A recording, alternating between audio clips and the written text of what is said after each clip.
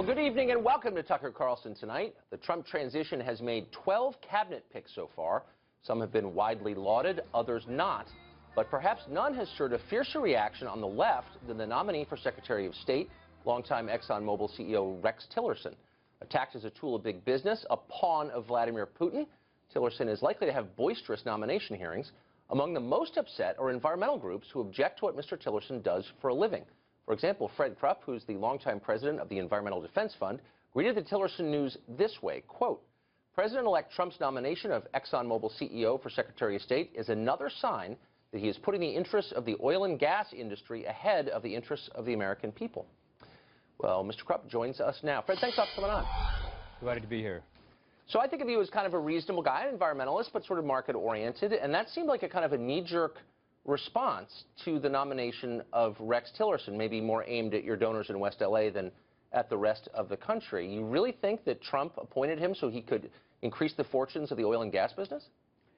No, you know, Tucker, I think we should take a step back from Mr. Tillerson. The question is the entire slate of nominees from the president-elect.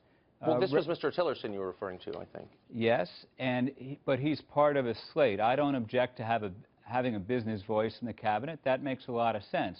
But when you look at the fact that it's Mr. Perry who railroaded through fast-track 13 permits to build coal-fired power plants in Texas, when you look at the fact that Scott Pruitt, head of EPA, has also sided with the oil and gas industry and tried to rip down every air pollution safeguard, that's the issue. It's a question of balance. This cabinet is way out of balance on these issues. But with respect, this is what guests always do when they don't want to answer a direct question. They deflect it to something much larger. It's not really about it's about a larger question.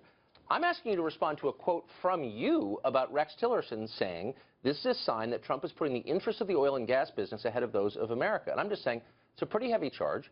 Do you have any evidence for it?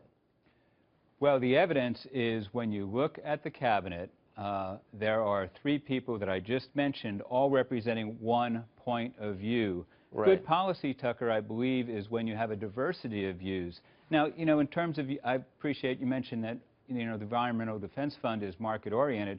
We've worked with President Reagan and his cabinet. We've worked with President Bush, father and son. Just this past year, we passed a toxic safety bill, 403 votes to 12 in the House of Representatives. We don't have a knee-jerk response, but what we'd like to see is balance, and especially at the EPA, Mr. Pruitt is outside of the mainstream. Okay, you don't like Mr. Pruitt, but I'm talking about, I mean, this is the Secretary of State, and what I found so dishonest about the statement is that you're actually not on a completely different page from Rex Tillerson. He's come out for a carbon tax. He was supportive of the Paris Agreement this spring. Those are positions that you have. Oh, you've lost audio. Can you hear me? Mr. Krupp?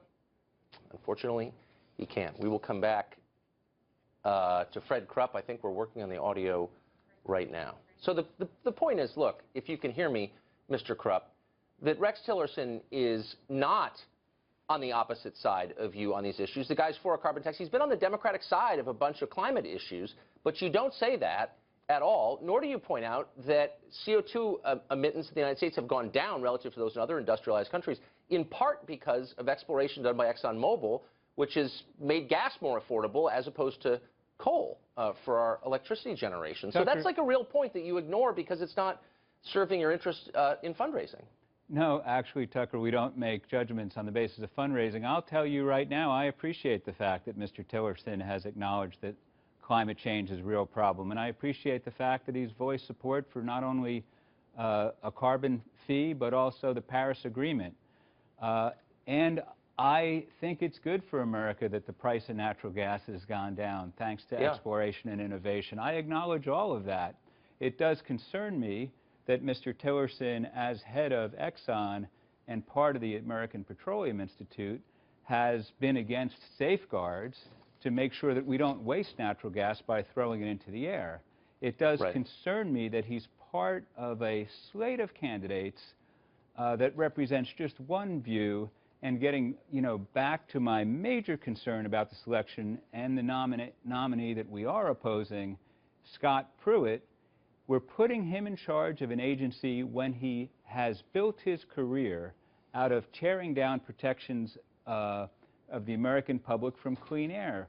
The good neighbor rule is a rule designed to prevent bad air from wafting into states. It saves 34,000 lives a year. Mr. Pruitt has been against that. He's been against protections on mercury. Well, to say that it saves 34,000 lives a year, I mean, that, look, we're getting into the realm of the speculative when you start saying things like that. I mean, I think you've got a point of view, and that's fine. Here's what makes honest dialogue impossible. When you and people like you use the term denier to describe people who are asking, in some cases, entirely legitimate questions about climate science. And isn't the essence of science that you form a hypothesis based on observation, and then you test and you retest that hypothesis? You are basically saying that people who ask questions should be shut down. And in fact, you've espoused using the power of government to crush those people in encouraging prosecutors. Doctor, I don't think that's fair. First of all, I haven't used the term denier in talking to you, does. So I don't know. I was just on the Environmental Defense Fund website, and you're calling people deniers who are, in some cases, asking totally reasonable questions. Isn't that absolutely science is based on questioning, and we're for that. Right. And but forget it. Putting climate science to one side, the concern about Scott Pruitt is he's been out of the mainstream on American health protection. But you are not answering my questions. You're instead diverting. Look, I know you have many concerns, and I do too, but I'm asking you a specific question about the use of the term denier, which is, in fact, in its use, anti-science. People who are committed to the scientific method would never use the term denier. That's the kind of language that religious people use. You have a catechism. You're defending against all comers. Science is welcoming and open-minded. So will you pledge now to stop using that word and to ask your employees to do the same?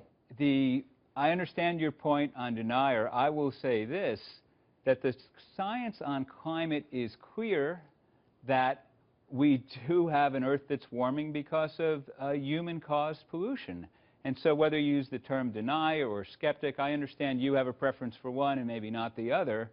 The point is, it's legitimate to question all the projections and the models, but the basic truth is the Earth is in a lot of trouble, and so are we, and that science is settled by the vast majority of then let me ask you, since you believe the science is settled, if we can agree that the Earth appears to be warming, to what extent is that the result of human activity, and to what extent is it the result of natural cycles over which we have no control? Tucker, there's no question. Since the science is settled. There is no question that natural cycles play a part. There is no question. How big a part? Since the science is settled, you would know the proportion. How big a part? Of the incremental warming we've seen since the Industrial Revolution, less than 10%. What's the number, would you say? The models tease this out. So human-caused warming is the overwhelming cause. So it's less than 10%. What's the number? Since you do this for a living and you're familiar with the science, I just want to hold you to it, if I could. Yeah, I can't give you the percentage off the top of my head, Tucker, but it is a minor component. It's a minor component. All right. And my last question to you is, if I questioned that and I said, well, look, I'm not denying all of climate science, but a lot of the models have been wrong, as you know, over the past 60 years. They have been. And you would concede that. Maybe it's 50%. Would you call me a denier or a skeptic, or would you say, no, that's the kind of thing that people interested in science ought to be asking?